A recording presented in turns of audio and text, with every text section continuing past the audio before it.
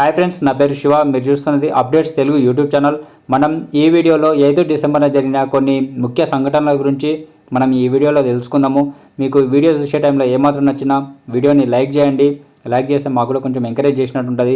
మరిన్ని మా నుండి వీడియోస్ రావడానికి, మా నుండి వచ్చే వీడియోస్ చూడడానికి ఛానల్ని సబ్స్క్రైబ్ చేసుకొని పక్కన బెల్ ఐకాన్ నొక్కండి. అప్పుడే మేము చేసే వీడియో నోటిఫికేషన్స్ మీకు వస్తాయి. అన్నీ చూసి మమ్మల్ని ఎంకరేజ్ చేసినట్టు ఉంటుంది. Thank you friends. మనం చెప్పుకునే మొదటిది క్రైమ్ న్యూస్. యాక్సిడెంట్కి సంబంధించింది. ఒక యాక్సిడెంట్ అయితే అందులో ఫ్రెండ్స్ అన్న ఉంటారు, లేకపోతే ఫ్యామిలీ అన్న ఉంటుంది, లేకపోతే ఒక్కరున్నా కానీ ఫ్యామిలీ పెద్ద అన్న అయి ఉంటారు. ఎందుకంటే ఒక యాక్సిడెంట్ అయితే ఒక ఫ్యామిలీ మొత్తం నడి రోడ్డు మీద పడుతుంది, పెద్ద దిక్కును కోల్పోవాల్సి వస్తుంది, ఇంట్లో ఇష్టమైన వాళ్ళని, ప్రాణమైన వాళ్ళని కోల్పోవాల్సి వస్తుంది. అటువంటిది యాక్సిడెంట్ అనేది చాలా డేంజర్. కొంచెం చూసుకొని వెళ్ళాలి. ఎందుకంటే ఒక యాక్సిడెంట్ వల్ల ఒక ఇల్లు మొత్తం నాశనం అయిపోతుంది. మనం చెప్పుకున్నది ఇప్పుడు ఒక యాక్సిడెంట్ గురించి. వాళ్ళు బాన్సువాడకు చెందిన వాళ్ళు. ఆమె పేరు భూమవ్వ, కొంచెం ఏజ్డ్. ఆమె బిడ్డే లక్ష్మి, 50 సంవత్సరాలు. ఆమె కొడుకు రాజేశ్వర్ రెడ్డి, లక్ష్మి కొడుకు అక్షయ్ రెడ్డి, 24 సంవత్సరాలు. వీళ్ళ ఫ్యామిలీ మొత్తం హైదరాబాద్లోని అమర్పేటలో స్థిరపడ్డారు. కానీ వీళ్ళ సొంత ఊరు బాన్సువాడ. బాన్సువాడలో ఒక కార్యక్రమం ఉంటే ఆ కార్యక్రమం కోసమని చెప్పి ఆదివారం నాడు మార్నింగ్ వీళ్ళు నలుగురు కలిసి కారులో బయలుదేరారు. కారులో బయలుదేరిన తర్వాత వీళ్ళు కారులో చాలా స్పీడ్గా పోతున్నారు. ఎందుకంటే వాళ్ళు వెళ్ళేది నేషనల్ హైవే 44 నెంబర్. అది రోడ్డు చాలా వెడల్పుగా ఉంటుంది అండ్ చాలా స్మూత్గా ఉంటుంది. అందుకని చెప్పి వీళ్ళు చాలా స్పీడ్గా వెళ్తున్నారు. అది మార్నింగ్ పూట వెళ్తున్నారు. వీళ్ళు నలుగురు. అక్షయ్ రెడ్డి కారు నడిపిస్తున్నాడు. అక్కడ బిక్కనూరు దగ్గరకు పోయిన తర్వాత ఒక లారీని రోడ్డు మీద ఆపిరు. రోడ్డు కంటే కొంచెం పక్కకు ఆపిరు. వీళ్ళు స్పీడ్లో చూసుకోలేదు. లారీ దూరంకి మనం కారులో స్పీడ్ పోతున్నప్పుడు ముంగలాగిన వెహికల్ అది ఆగిందా లేకపోతే స్లోగా అవుతుందా అనేది తెలియదు, డిస్టెన్స్ కనబడదు. అందుకని ఎవరైనా లారీలు గింటంగా ఆపినా, వేరే వెహికల్స్ కార్లు ఆపినా, ఏం ఆపినా అని రోడ్డుకు దిగేటట్టు ఆపుకోండి. రోడ్డు దిగి ఆపుకోండి. ప్లేస్ ఉన్న దగ్గర, రోడ్డు దిగే ప్లేస్ ఉన్న దగ్గరనే దిగి ఆపుకోండి. ఎందుకంటే ఇప్పటికీ చాలా యాక్సిడెంట్ అయినాయి. అట్లా ఆగి ఉన్న దాన్ని గుద్ది చాలా మంది చనిపోయారు. కాబట్టి నేను రిక్వెస్ట్ చేస్తున్నా, లారీ డ్రైవర్లు కానీ కార్ డ్రైవర్లు కానీ ఎవరైనా సరే రోడ్డు మీద మాత్రం ఆపకండి. రోడ్డు మీద ఆపితే చాలా డేంజరు. ఒక ప్రాణం పోతుంది, ఒక ఫ్యామిలీ పోతుంది, అంతా పోతారు. కాబట్టి రోడ్డు దిగి ఆపుకోండి. అదే వీళ్ళు కారులో చాలా స్పీడ్గా పోతున్నారు. స్పీడ్గా పోవడం వల్ల లారీ ఆగి ఉన్నది వీళ్ళు గమనించలేదు. చాలా స్పీడ్ తోటి ఆ లారీని వెనక నుంచి అట్లే కొట్టేసిరు.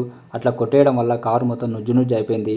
ఆ యాక్సిడెంట్ అయింది జాతీయ రహదారి రోడ్ నెంబర్ 44 అండ్ బిక్కనూరు దగ్గర డబుల్ బెడ్రూమ్ ఇండ్ల దగ్గర ఈ యాక్సిడెంట్ అయింది.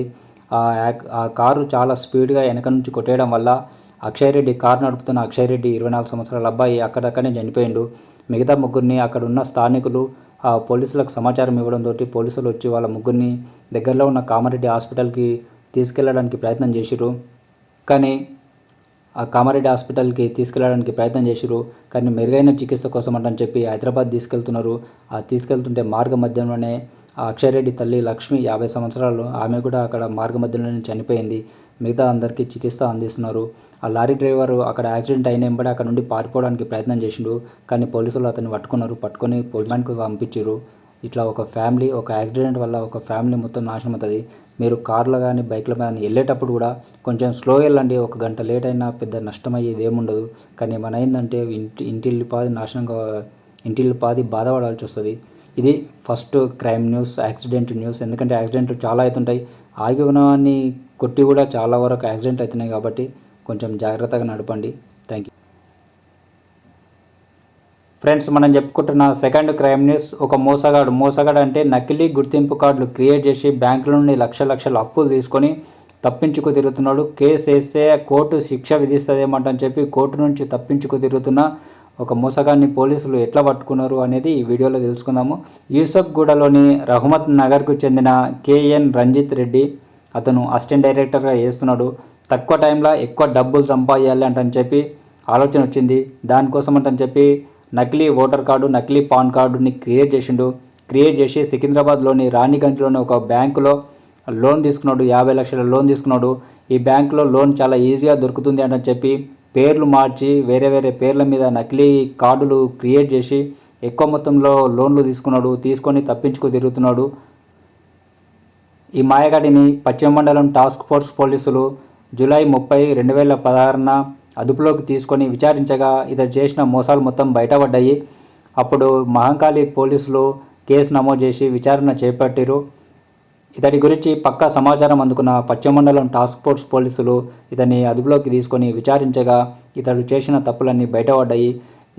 ఇతనిపై మహంకాళి పోలీసులు కేసు నమోదు చేసి విచారణ చేపట్టగా కేసు 2021లో కేసు కోర్టులో ఉండగా ఖచ్చితంగా శిక్ష పడుతుంది అనుకున్న రంజిత్ రెడ్డి బాత్రూమ్ కంటే చెప్పి వెళ్ళి బాత్రూమ్ నుంచి అక్కడనే తప్పించుకున్నాడు. ఇతను ఓన్లీ తప్పించుకోవడమే కాకుండా రూపాలు మారుస్తున్నాడు అండ్ సిమ్ కార్డులను మారుస్తున్నాడు. ఒక చోట ఉండకుండా ప్లేసులు కూడా మరీ ఇట్లా మార్చి ఉంటున్నాడు.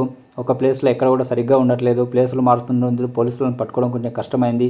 ఈ కేసుని ప్రతిష్టాత్మకంగా తీసుకున్న డీసీపీ సుధీంద్ర, ఉత్తర మండలం ఇన్స్పెక్టర్ సైదులు ఈ కేసుని ప్రతిష్టాత్మకంగా తీసుకొని ఇతను వాడిన సిమ్ కార్డుల ఆధారంగా పట్టుకున్నారు.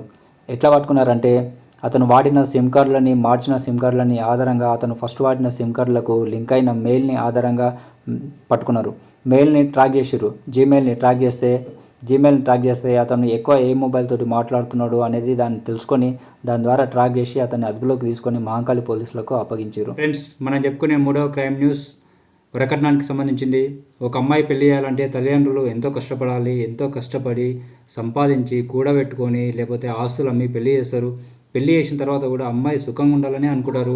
కానీ అట్లా పెళ్లి చేసినాక కూడా ఇంకా పైసలు తీసుకురా అంటని చెప్పి టార్చర్ చేసి అట్లా టార్చర్కు బలయ్యి ఒక అమ్మాయి చనిపోయింది. ఆ న్యూస్ గురించే ఇప్పుడు మనం తెలుసుకుందాం.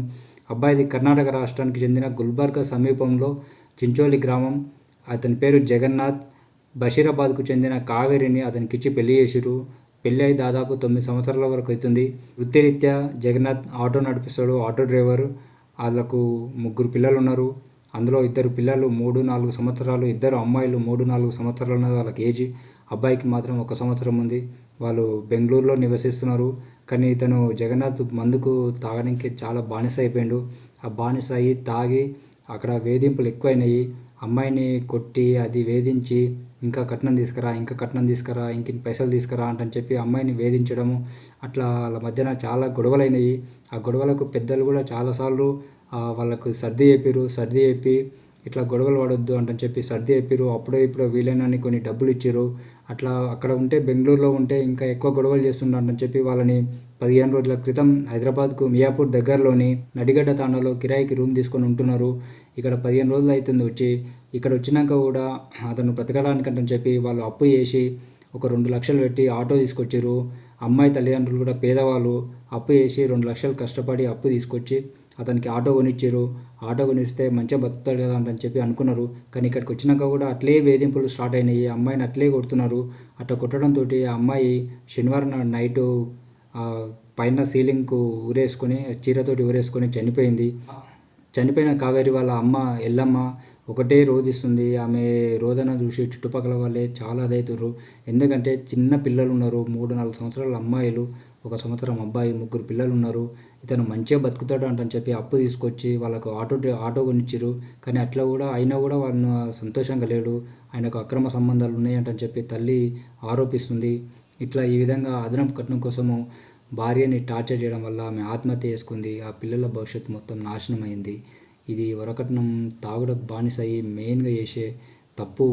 తాగుడకు బానిస అవ్వడం అనేది తాగుతారు అందరూ, కానీ ఇట్లా బానిస అయ్యి ఇంట్లో వాళ్ళని వేధించి చేయడం అనేది చాలా తప్పు. ఇది 3వ న్యూస్. ఫ్రెండ్స్, మనం చెప్పుకునే 4th క్రైమ్ న్యూస్.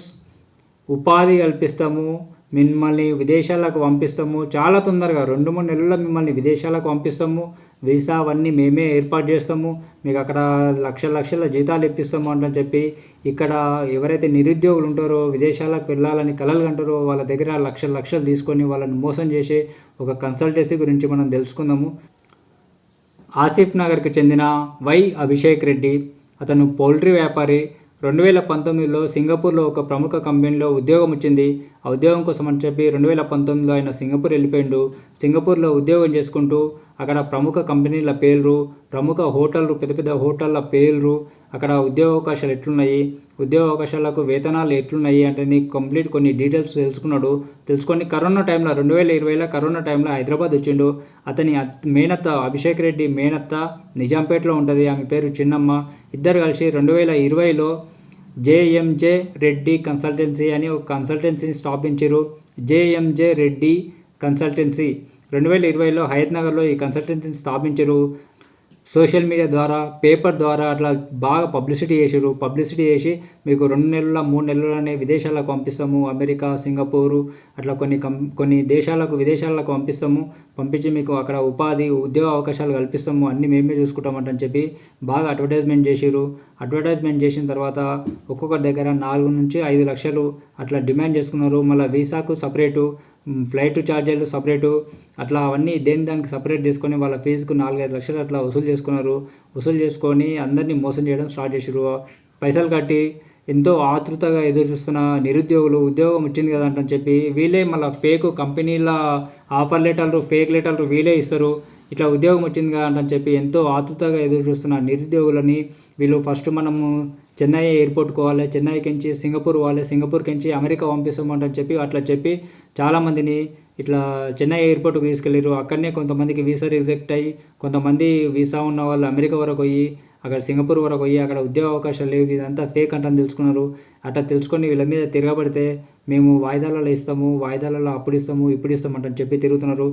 వీళ్ళు మాత్రం మంచిగా ఎంజాయ్గా మంచి లగ్జరీ లైఫ్ను అనుభవించుకుంటా ఎవరైతే బాధితులు ఉంటారో వాళ్ళకు ఈరోజు ఇస్తాము, రేపు ఇస్తాము, లేకపోతే వాయిదాలలో ఇస్తాము అంటని చెప్పి తిప్పించుకుంటున్నారు. నారాయణగూడ పోలీస్ స్టేషన్లో కేసు నమోదైంది. అక్కడ కేసు నమోదయ్యేసరికి అక్కడి నుంచి అల్వాలకు మకాం మార్చారు. అల్వాలలో కూడా కేసు నమోదయ్యేసరికి అక్కడికి నుంచి మళ్ళీ వారిపోయారు. దమ్మాయిగూడకు చెందిన ఒక అమ్మాయి ఇట్లే విదేశాలకు వెళ్ళాలని కలలు కన్నది. అమౌంట్ 4-5 లక్షలు పెట్టి ఒక కన్సల్టెన్సీని సంప్రదించిన తర్వాత కొన్ని రోజులకు అమ్మాయి మోసపోయినట్టని చెప్పి గ్రహించి నారాయణగూడ పోలీస్ స్టేషన్లో కేసు నమోదు చేసింది. ఈ కేసుని టేకప్ చేసిన నగర టాస్క్ ఫోర్సు డీసీపీ సుధీంద్ర, ఉత్తర మండలం inspector Saidulu and Narayanaguda inspector Chandrashekar కొన్ని బృందాలుగా ఏర్పడి ఈ దొంగలను పట్టుకున్నారు. వాళ్ళ నుండి ల్యాప్టాప్లు, కార్లు, వీసాలు, నకిలీ ఒప్పంద పత్రాలు అన్నీ కూడా వాళ్ళ నుండి తీసేసుకున్నారు. కేసు నమోదు చేసి వాళ్ళని జైలుకు పంపించారు. మీరు ఎవరైనా, ఎందుకంటే నిరుద్యోగులు అంటేనే ఎంప్లాయ్మెంట్ లేకుంటుంది, ప్లస్ వాళ్ళకు ఎటువంటి ఇన్కమ్ అనేది లేకుంటుంది. అటువంటి వాళ్ళని ఆసరాగా తీసుకొని వాళ్ళు ఎంతో కష్టపడి ఇటువంటి 4-5 లక్షలు కడతారు. ఆ కట్టిన వాళ్ళని, అటువంటి వాళ్ళని వీళ్ళు మోసం చేసి వీళ్ళు మాత్రం లగ్జరీ లైఫ్ అనుభవిస్తున్నారు. మీరు ఏదైనా తెలుసుకునే ముందు, ఏదైనా పేమెంట్ చేసే ముందు ఒకసారి ఎంక్వైరీ చేయండి. ఎంక్వైరీ చేసిన తర్వాతనే ప్రొసీడ్ కాండి. ఇదే ఈ వీడియో యొక్క ముఖ్య ఉద్దేశం. Thank you friends. మనం చెప్పుకునే 5వ క్రైమ్ న్యూస్. మన హైదరాబాద్లో ఒక ముఠాలుగా ఏర్పడి తిరుగుతున్నారు. 6 ముఠాలు ఉన్నాయి మన హైదరాబాద్లో. వాళ్ళ యొక్క ముఖ్య ఉద్దేశం ఏంటంటే, వాళ్ళు ఎట్లా మోసం చేస్తారంటే, వాళ్ళు చాలా ఇన్నోసెంట్గా ఫేస్ పెడతారు. వాళ్ళకు చాలా ఎమర్జెన్సీ ఉందంటని చెప్తారు. అట్లా చెప్పి మా దగ్గర విదేశీ కరెన్సీ ఉంది, అమెరికా, యూకే, సౌదీ అట్లా దేశాలకు సంబంధించిన నోట్లు ఉన్నాయి, ఇక్కడ అత్యవసరం ఉంది, మార్పిడి చేయాలంటే టైం పడుతుంది, మాకు ఈ నోట్ ఇస్తాము, అందులో సగం పైసలే ఇవ్వండి మాకు అంటని చెప్పి వాళ్ళు ఆఫర్ ఇస్తారు. ఆఫర్ ఇచ్చి మనల్ని మోసం చేస్తారు. ఆ న్యూస్ గురించే ఇప్పుడు మనం తెలుసుకుందాం. వీళ్ళు ఉత్తరప్రదేశ్కి చెందిన వాళ్ళు. ఉత్తరప్రదేశ్లోనే గాజియాబాద్ జిల్లాకు సంబంధించిన వాళ్ళు. వీళ్ళు చాలా మాయగాళ్ళు, కేటుగాళ్ళు. దాదాపుగా ఈ మధ్యన వచ్చే న్యూస్ మొత్తం చాలా వరకు నార్త్ నుంచి వస్తున్నారు. మన దగ్గర మోసం చేస్తున్నారు. మోసం చేసి దొంగతనాలు కానీ, మోసాలు కానీ మొత్తం నార్త్ నుంచి చాలామంది వస్తున్నారు. ఇంకోటి ఆన్లైన్ కాళ్ళు చేసేవాళ్ళు, ఆన్లైన్ ఇట్లా సైబర్ క్రైమ్ మోసాలు చేసేవాళ్ళు చాలామంది కూడా నార్త్ నుంచి సంబంధించిన వాళ్ళే చేస్తున్నారు. వీళ్ళు ఉత్తరప్రదేశ్ గాజియాబాద్ జిల్లాకు సంబంధించిన వాళ్ళు. వీళ్ళ యొక్క ప్లాన్ ఏంటంటే, ఫేస్లో చాలా అమాయకంగా పెడతారు. అమాయకంగా పెట్టి మాకు సంబంధించిన వాళ్ళు హాస్పిటల్లో ఉన్నారు, వాళ్ళు అత్యవసరంగా ఉన్నారు, ఎమర్జెన్సీలో ఉన్నారు, మాకు అర్జెంటుగా డబ్బు కావాలి, మా దగ్గర మన దేశానికి సంబంధించిన డబ్బు లేదు, మా దగ్గర ఓన్లీ యూకే, అమెరికా, అట్లా సౌదీ, బ్యాంకాక్ సంబంధించిన విదేశీ కరెన్సీ నోట్లు మాత్రమే ఉన్నాయి, వీటిని ఇప్పటిప్పుడు ఎక్స్చేంజ్ చేయాలంటే పోలీసు వాళ్ళు అనుమతిస్తలేరు, పోలీసు వాళ్ళు మమ్మల్ని పట్టుకుంటారు, మాకు ఎమర్జెన్సీ డబ్బు కావాలంటే మీకు ఒక నోటు ఇస్తాము, చెక్ చేసుకోండి, మాకు సగం డబ్బే ఇవ్వండి, ఒక వాల్యూలో ఇప్పుడు అమెరికన్ యూఎస్ఏ డాలర్లో 83-84 రూపాయలు ఉంటే మాకు 40 రూపాయలు ఇవ్వండి, 50 రూపాయలు ఇవ్వండి, సగమే ఇవ్వండి, మిగతా సగం మీరే తీసుకోండి అని చెప్పి వాళ్ళు అట్లా ఆఫర్ ఇస్తారు. చాలా ఇన్నోసెంట్గా, చాలా బాధతోటి ఫేస్ పెట్టి కావాలంటే చెక్ చేసుకోండి అని చెప్పి ఒక నోట్ ఇస్తారు. ఆ నోటుని తీసుకొని పోయి మన బ్యాంకులలో, మనీ ట్రాన్స్ఫర్ సెంటర్లోకి వెళ్ళి చూపిస్తే ఇది ఒరిజినల్ అంటని చెప్తారు. అది చెప్పిన చెప్పినప్పుడు మనం కూడా నమ్ముతాం, సరే ఒరిజినల్ కదా మనకు తక్కువ మొత్తంలో ఎక్కువ డబ్బు వస్తుందంటని చెప్పి ఆశపడతాము. ఆశపడి అట్లా సికింద్రాబాద్కు సంబంధించిన వాళ్ళు 3-4 లక్షలు ఇట్లా పొడగొట్టుకొని తర్వాత మోసపోయినామంటని చెప్పి తెలుసుకున్నారు. వాళ్ళు ఉండేది హైదరాబాద్ నగర శివార్లలో ఉంటారు. తక్కువ రూమ్ రెంట్ ఉండే ప్రాంతాలలో నగర శివార్లలో ఉంటారు. ఉండి బస్సులలో ఆటోలలో ప్రయాణించి ఇట్లా చిన్న చిన్న దుకాణాలు ఎంప్లాయీస్ ఉంటారు కదా, ఎంప్లాయీస్ని చిల్లర కొట్టు దుకాణాలని ఇట్లా వాళ్ళని పట్టుకొని మా దగ్గర ఇట్లా ఉంది అని చెప్పి అడుగుతుంటారు. అట్లా అడుగుకుంటా మోసం చేస్తారు. సికింద్రాబాద్ 3-4 లక్షలు మోసపోయినట్టు దొరికిరు. వీళ్ళు ఏం చేస్తారంటే పైన ఒక నోటు ఒరిజినల్ పెడతారు, మిగతా మొత్తం వైట్ పేపర్లు పెట్టి అవన్నీ కూడా ఇది నిజమైన నోట్ల కట్ట అని నమ్ముకోవడానికి కవర్లు పెట్టి ప్యాక్ చేసి మమ్మల్ని పోలీసులు ఫాలో చేస్తారు. పోలీసులు కనిపెట్టుకొని ఉన్నారు అని చెప్పి వీళ్ళు ఎవరు లేని ప్లేస్లలో తొందరగా నోట్ల మార్పిడి చేసుకుంటారు. ఒరిజినల్ అమౌంట్ తీసుకొని అక్కడ నుండి పరారైపోతారు. అట్లా 3-4 లక్షలు మోసపోయారు. ఇంకా మన హైదరాబాద్లో 6 ముఠాలు ఉన్నాయి, 6 ముఠాలు తిరుగుతున్నాయి. వీళ్ళ ముఠాల్లో ఇద్దరు అబ్బాయిలు ఒక అమ్మాయి ఉంటుంది. 6 ముఠాలు ఏర్పడి తిరుగుతున్నారు. పోలీసులు వాళ్ళ కోసము చూస్తున్నారు, దొరికించుకుంటారు. కానీ మోసపోకుండా ఉండండి. ఎవరైనా విదేశీ కరెన్సీ అది ఇది అంటని చెప్పి వస్తే నమ్మొద్దు, తీసుకోవద్దు. ఎందుకంటే విదేశీ కరెన్సీ తీసుకోవడం నేరము. అట్లా ఇంకోటి ఏంటంటే అట్లా విదేశీ కరెన్సీ తీసుకుంటే నేరం అంటని చెప్పి కేసు అవుతుంది అంటని చెప్పి చాలామంది ఇట్లా మోసపోయిన వాళ్ళు కేసు వేయడానికి కూడా వస్తలేరు.